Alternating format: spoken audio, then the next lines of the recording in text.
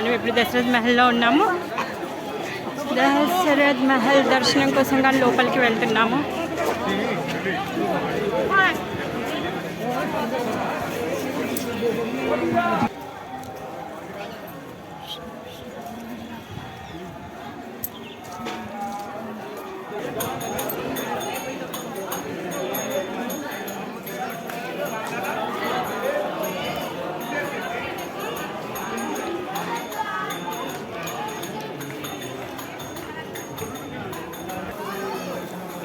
ముందుగా ఇక్కడ హనుమంతుడి దర్శనం చేసుకుందాం.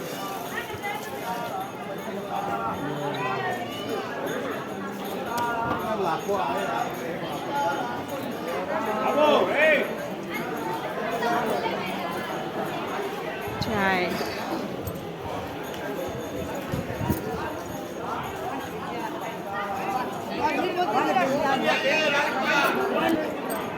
గరంలో గంట.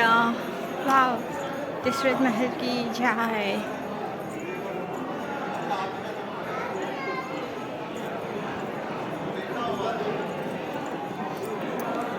భవన్లో ఉన్నాము. ఏదైతే చూస్తున్నామో మధ్యలో ఆల్టర్లో ఇక్కడ నలుగురు అన్నదమ్ములు ఉన్నారు.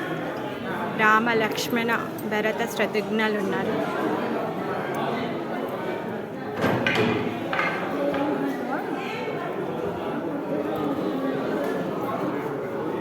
ఇక్కడ ఎప్పుడైతే రాముల వారు వివాహం చేసుకొని వచ్చారో నూతన వధువరులు అనమాట, సీతారాం, లక్ష్మణ్ ముగ్గురు ఉన్నారనమాట ఇక్కడ. అయితే ఇక్కడ మనం గమనించాల్సింది ఏంటి అంటే రాముల వారు ఇక్కడ ఎలా ఉన్నారు, చాలా హ్యాండ్సమ్గా తెల్లగా ఉన్నారు.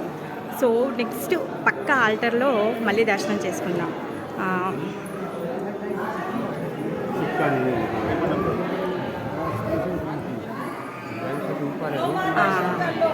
ఇక్కడ చూడండి ఎలా ఉన్నారు రాముల వారు. హరే కృష్ణ. ఇప్పుడు చూస్తున్నారు కదా రాముల వారు నలుపు రంగులో ఉన్నారు. ఎందుకంటారు నలుపు రంగులో ఉన్నారు అంటే మొత్తం వనవాసం చేశాక వచ్చేసరికి రాముల వారు కందిపోయి నల్లగైపోయారంట. ఇక్కడ సీతమ్మ వారితో రాముల వారు, లక్ష్మణుడు, తర్వాత భరత, శత్రుఘ్న వీళ్ళందరూ ఉన్నారనమాట. వీళ్ళందరి దర్శనం ఇక్కడ మనం చేసుకోవచ్చు. నలుగురు అన్నదమ్ములతో పాటు సీతమ్మ వారు ఉన్నారు. ఇంకా అలానే పక్క ఆల్టర్లో రాధాకృష్ణులు ఉన్నారు. సో మనం ఈ విధంగా దశరథ్ భవన్ దర్శనం చేసుకొని ఇక్కడి నుంచి బయలుదేరుతున్నాము. ఇంక ఇక్కడ హనుమంతుడు కూడా ఉన్నాడు. రామభక్త హనుమానికి జై, దశరథ్ భవన్కి జై, శ్రీ సియా రామచంద్ర భగవానికి జై.